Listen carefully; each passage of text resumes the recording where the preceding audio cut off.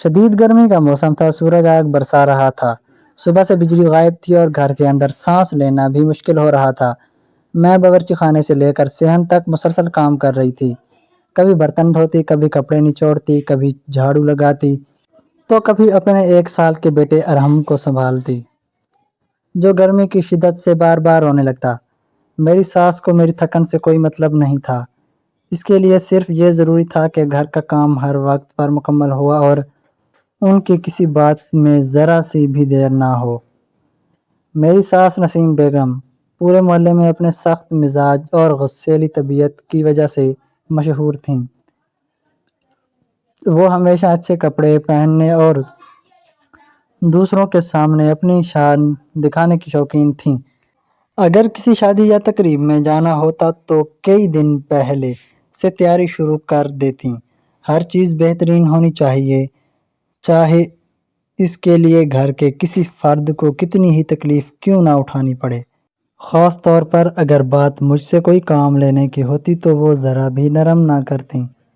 اس دن شام کو ان کی ایک عزیز رشتہ دار کی شادی تھی۔ 2 دن پہلے وہ بازار سے بہت مہنگا کپڑا لے کر آئی تھیں اور مجھے حکم دیا تھا کہ اسی کا سوٹ سلو۔ میں نے انہیں سمجھانے کی کوشش کی تھی کہ مجھے اتنی اچھی سلائی نہیں آتی، محلے کی کسی درزن سے سلوا لیتے ہیں، مگر وہ فوراً غصے میں آ گئیں۔ فضول خرچی کیوں کروں؟ مشین گھر میں موجود ہے، تم سارا دن کام کرتی ہو کیا؟ آج شام سے پہلے سوٹ تیار ہونا چاہیے ورنہ۔ یاد رکھنا مجھے غصہ بہت برا آتا ہے۔ میں خاموش ہو گئی، بحث کرنے کی ہمت کبھی نہیں ہوئی تھی۔ شادی کو صرف 2 سال ہوئے تھے، لیکن ان 2 برسوں میں شاید ہی کوئی دن ایسا گزرا ہو جب انہوں نے مجھے ڈانٹا نہ ہو۔ کبھی کھانے میں نمک کم ہونے پر، کبھی چائے ٹھنڈی ہونے پر، کبھی صرف اس لیے کہ میں چند منٹ بیٹھ گئی تھی۔ میرا شوہر عمران ایک پرائیویٹ کمپنی میں ملازم تھا، صبح جلدی چلا جاتا اور رات دیر سے واپس آتا۔ اسے معلوم تھا کہ اس کی ماں کا مزاج کیسا ہے، مگر وہ ہمیشہ یہی کہتا کہ کچھ عرصہ برداشت کر لوں، امی کا دل ایسا ہی ہے۔ برداشت کرتے کرتے میری عادت بن گئی۔ دوپہر کے قریب میں نے سلائی مشین نکالی اور سوٹ سینا شروع کر دیا۔ پنکھا بند تھا، پسینہ بار بار کپڑے پر ٹپک رہا تھا۔ میں ہر چند منٹ بعد ہاتھ روک کر پسینہ صاف کرتی، پھر دوبارہ مشین چلاتی۔ اتنے میں ارحم زور زور سے رونے لگا۔ میں نے پہلے سوچا تھوڑی دیر رونے دوں، صرف چند ٹانکے باقی تھے، مگر اس کا رونا بڑھتا ہی گیا۔ میں مشین چھوڑ کر اس کے پاس گئی، اس نے اپنے کپڑے بھی گیلے کر لیے تھے۔ میں اسے گود میں اٹھا کر کمرے میں لے گئی، اس کے کپڑے بدلے، جسم پر ہلکا سا پانی لگایا تاکہ گرمی کم ہو، پھر اسے سینے سے لگا کر تھپکنے لگی۔ وہ خاموش تو ہو گیا مگر میری گود سے اترنے کو تیار نہیں تھا۔ میں نے مسلسل اسے لوری دیتی رہی، کئی راتوں سے نیند پوری نہیں ہوئی تھی۔ گھر کے سارے کام، پھر بچے کی دیکھ بھال اور اب یہ شدید گرمی۔ جسم جواب دے چکا تھا، پتہ ہی نہیں چلا کب میری آنکھ لگ گئی۔ اچانک دروازہ زور سے کھلا۔ ابھی تک سو رہی ہے؟ میں گھبرا کر جاگ گئی۔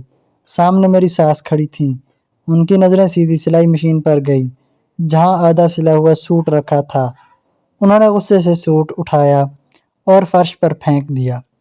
میں نے کہا تھا شام تک سوٹ تیار ہونا چاہیے، اور تم بچے کو بہانہ بنا کر سو رہی ہو۔ میں نے جلدی سے کہا، اماں معاف کر دیں۔ ارحم مسلسل رو رہا تھا، اسے سلاتے سلاتے انہوں نے میری بات درمیان میں کاٹ دی۔ خاموش رہو، ہر وقت بہانے۔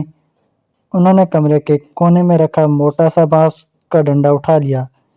میرا دل دھڑکنے لگا۔ میں جانتی تھی کہ جب وہ بہت غصے میں ہوتی تھیں تو کسی کی بھی نہیں سنتی۔ میں نے فوراً ارحم کو گود میں اٹھا لیا۔ اماں جی، غلطی میری ہے، بچے کو کچھ نہ کہیے۔ لیکن شاید اس وقت ان کی سمجھ پر غصہ غالب آ چکا تھا۔ وہ ڈنڈا اٹھائے سیدھا میرے بچے کی طرف بڑھنے لگے۔ میں نے گھبرا کر ارحم کو اپنے سینے سے اور مضبوطی سے لگا لیا۔ اسی لمحے ارحم کے وہ گیلے کپڑے جو میں جلدی میں بدل کر فرش کے کنارے رکھنا بھول گئی تھی، ان کے قدموں کے نیچے ان کا پاؤں اچانک پھسلا۔ یا اللہ! ایک زوردار چیخ پورے گھر میں گونج اٹھی۔ وہ اپنا توازن برقرار نہ رکھ سکیں اور پوری طاقت کے ساتھ فرش پر آ گریں۔ گرنے کی آواز اتنی زوردار تھی کہ صحن میں بیٹھے میری نند اور پڑوس والی خالہ بھی دوڑتی ہوئی اندر آ گئیں۔ ڈنڈا دو جاگر تھا۔ میری ساس دونوں ہاتھوں سے اپنی ٹانگ پکڑے درد سے چیخ رہی تھیں۔ میری ٹانگ، ہائے میری ٹانگ! مجھے اٹھاؤ! میں اپنا خوف بھول کر فوراً ان کے پاس پہنچی۔ انہوں نے اٹھنے کی کوشش کی مگر درد سے دوبارہ چیخ اٹھیں۔ چند لمحوں میں محلے کے کئی لوگ بھی جمع ہو گئے۔ کسی نے فوراً عمران کو فون کیا، کسی نے ایمبولینس بلائی۔ میں مسلسل ان کے سر کے نیچے تکیہ رکھتی رہی اور پانی پلاتی رہی، حالانکہ چند لمحے پہلے وہ اسی ڈنڈے سے مجھے اور میرے معصوم بچے کو مارنے آ رہی تھیں۔ آدھے گھنٹے بعد انہیں ہسپتال پہنچایا گیا۔ ایکس رے ہوا۔ ڈاکٹر فلم دیکھ کر سنجیدہ ہو گئے۔ اس نے عمران کو ایک طرف بلایا اور کہا، ان کی ٹانگ 2 جگہ سے فریکچر ہوئی ہے، فوری پلسٹر کرنا پڑے گا، کم از کم 3 سے 4 ماہ مکمل آرام ضروری ہے۔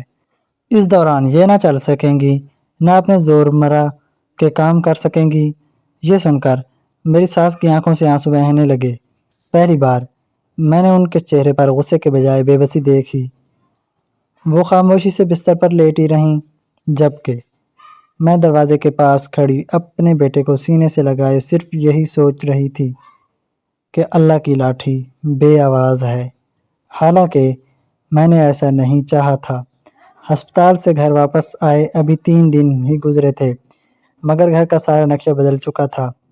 جو نسیم بیگم صبح سے شام تک پورے گھر میں گھومتی رہتی تھیں، ہر کام پر نظر رکھتی تھیں اور ذرا سی بات پر آواز بلند کر دیتی تھیں، وہ اب ایک ہی بستر تک محدود ہو کر رہ گئی تھیں۔ ان کی پوری ٹانگ پلسٹر میں بندھی ہوئی تھی۔ ڈاکٹر نے سختی سے منع کیا تھا کہ وہ کئی ہفتوں تک بستر سے نہ اٹھیں، ورنہ ہڈی دوبارہ اپنی جگہ سے ہل سکتی ہے۔ میں ان کے لیے پانی لے کر گئی تو انہوں نے میری طرف دیکھ کر غصے سے کہا، تمہیں تو خوشی ہوگی نا کہ میری ٹانگ ٹوٹ گئی؟ حیران رہ گئی۔ میں نے فوراً کہا، اماں جی آپ یہ کیا کہہ رہی ہیں؟ میں نے تو آپ کو کبھی بری ہی نہیں چاہی۔ وہ غصے سے بولیں، سب تمہاری وجہ سے ہوا ہے۔ اگر تم نے میرا سوٹ وقت پر سی دیا ہوتا تو میں غصے میں تمہارے کمرے میں نہ آتی، میرا پاؤں نہ پھسلتا اور میری ٹانگ نہ ٹوٹتی۔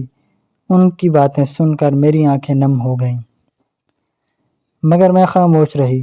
میں جانتی تھی کہ وہ درد میں ہیں اور شاید اسی وجہ سے غصہ کر رہی ہیں۔ میں نے ان کے لیے دوائی نکالی اور کہا، اماں جی وقت ہو گیا ہے، دوا کھا لیں۔ انہوں نے دوا میرے ہاتھ سے لے کر میز پر رکھ دی۔ مجھے تمہارے ہاتھ کی دوا نہیں چاہیے۔ میں نے کچھ نہیں کہا۔ میں نے خاموشی سے پانی کا گلاس ان کے پاس رکھ دیا۔ اگلے کئی دن یہی ہوتا رہا۔ میں صبح سے رات تک ان کی خدمت کرتی، ان کے کپڑے بدلتی، کھانا بناتی، دوا دیتی، مگر وہ ہر بات کا الزام مجھ کو پر لگا دیتی۔ ایک دن انہوں نے کھانا دیکھ کر بھی منہ پھیر لیا۔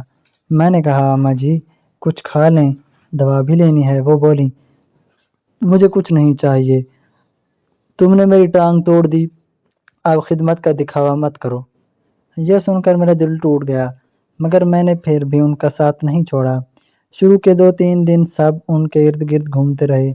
نندیں بار بار آ کر ان کا حال پوچھتیں، شوہر ان کے لیے پھل لے آتے اور عمران بھی دفتر سے واپس آ کر کچھ دیر ان کے پاس بیٹھ جاتا۔ مگر جیسے دن گزرتے گئے سب اپنی اپنی مصروف زندگی میں واپس لوٹنے لگے۔ اب ان کے کمرے میں زیادہ صرف خاموشی رہتی۔ صبح ناشتے کا وقت تو پہلے اپنے بچے کو سنبھالتی، پھر گھر والوں کے لیے ناشتہ بناتی، برتن صاف کرتی، کپڑے دھوتی اور آخر میں ایک ٹرے میں چائے، ناشتے اور دوائیوں کے ساتھ ان کے کمرے میں جاتی۔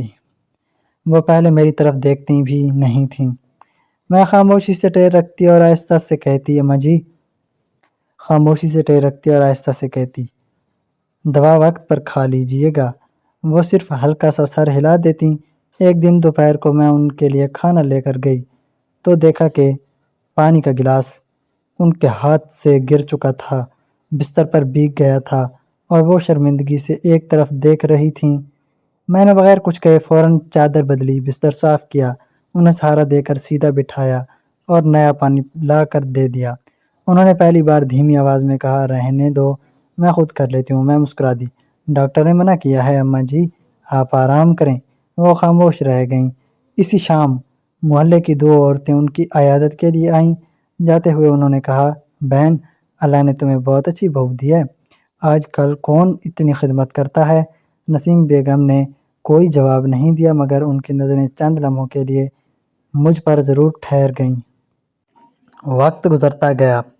اب ہر صبح میں ان کے ہاتھ میں منہ دھلواتی، دوائی دیتی، وقت پر کھانا کھلاتی، کپڑے بدلنے میں مدد کرتی۔ رات کو پلستر کے نیچے تکیہ رکھتی تاکہ انہیں کم تکلیف ہو۔ ایک رات شدید درد کی وجہ سے انہیں نیند نہیں آ رہی تھی۔ میں بھی ارحم کو سلا کر ابھی لیٹی ہی نہیں تھی کہ ان کی آہستہ آہستہ سسکنے کی آواز سنائی دی۔ میں فوراً ان کے کمرے میں گئی۔ اماں جی، بہت درد ہو رہا ہے؟ انہوں نے پہلی بار نرمی سے کہا، ہاں بیٹا، آج کچھ زیادہ ہے۔ میں نے عمران کو جگائے بغیر باورچی خانے میں جا کر گرم پانی کیا، ڈاکٹر کی بتائی ہوئی دوا دی اور آہستہ آہستہ ان کے ٹانگ کے ارد گرد ہلکی مالش کرنے لگی۔ کچھ دیر بعد ان کا درد کم ہونے لگا۔ انہوں نے میری طرف دیکھا اور بولیں، تم سوئی نہیں ابھی تک؟ میں نے مسکرا کر کہا، آپ تکلیف میں ہو تو مجھے نیند کیسے آ سکتی ہے؟ یہ سن کر وہ چند لمحے خاموش رہیں۔ شاید پہلی مرتبہ انہیں احساس ہوا کہ محبت خدمت سے ثابت ہوتی ہے، آواز بلند کرنے سے نہیں۔ اگلے دن ان کی بڑی بیٹی آئی، چند منٹ موبائل دیکھتی رہی، حال پوچھا اور یہ کہہ کر چلی گئیں کہ بچوں کو لینے جانا ہے۔ شام کو دوسری بیٹی آئی، اس نے بھی جلدی جلدی خیریت پوچھی اور مہمانوں کا بہانہ بنا کر واپس چلی گئیں۔ نسیم بیگم کافی دیر دروازے کی طرف دیکھتی رہیں۔ ان کے چہرے پر مایوسی صاف دکھائی دے رہی تھی۔ رات کو میں کھانا لے کر ان کے پاس گئی تو وہ آہستہ سے بولی، تم نے کھانا کھا لیا؟ میں نے کہا، پہلے آپ کھا لیں، پھر میں کھا لوں گی۔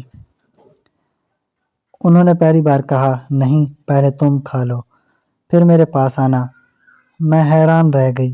یہی وہ عورت تھیں جو پہلے مجھے سب کے بعد بچا ہوا کھانا کھانے کو کہتی تھیں۔ کچھ دن بعد ڈاکٹر دوبارہ معائنہ کرنے آیا۔ اس نے کہا، ابھی 1 مہینہ اور مکمل آرام کرنا ہوگا۔ ڈاکٹر کے جانے کے بعد نسیم بیگم خاموش بیٹھی رہیں۔ پھر انہوں نے مجھے پاس بلایا۔ میں ان کے قریب گئی تو انہوں نے لرزتے ہوئے ہاتھ سے میرا ہاتھ پکڑ لیا۔ انہوں نے آہستہ آواز میں کہا، بہو، اس دن اگر میرا پاؤں نہ پھسلتا تو شاید میں غصے میں تمہارے معصوم بچے پر ڈنڈا اٹھا دیتی۔ آج یہ سوچ کر میری روح کانپ جاتی ہے، اللہ نے مجھے گرایا تاکہ میں کسی اور کو گرانے سے بچاؤں۔ میری آنکھوں میں آنسو آ گئے مگر میں خاموش رہی۔ وہ بولیں، میں نے تمہارے ساتھ بہت ظلم کیے، تم بیمار ہوتی تھیں تب بھی تم سے کام کرواتی رہی، تمہاری تھکن کبھی نہیں دیکھی، مگر آج جب میں خود دوسروں کی محتاج بنی ہوں تو سمجھ آیا کہ درد کیا ہوتا ہے اور خدمت کیا ہوتی ہے۔ میں نے فوراً ان کے ہاتھ اپنے ہاتھوں میں لے لیے اور کہا، اماں جی، پرانے باتیں بھول جائیں، اب جلدی سے ٹھیک ہو جائیں، میرے لیے یہی کافی ہے۔ ان کی آنکھوں سے آنسو بہنے لگے۔ انہوں نے پہلی بار میرے سر پر ہاتھ رکھا اور کہا، آج سے تم صرف میری بہو نہیں، میری بیٹی ہو۔ میں نے یہ رشتہ بہت دیر سے پہچانا ہے، کوشش کروں گی اپنی غلطیوں زیادتیوں کا ازالہ کریں۔ دروازے پر کھڑے عمران نے اپنی ماں کی یہ بات سن لی۔ وہ خاموشی سے مسکرایا۔ اس دن کے بعد گھر کا ماحول آہستہ آہستہ بدلنے لگا۔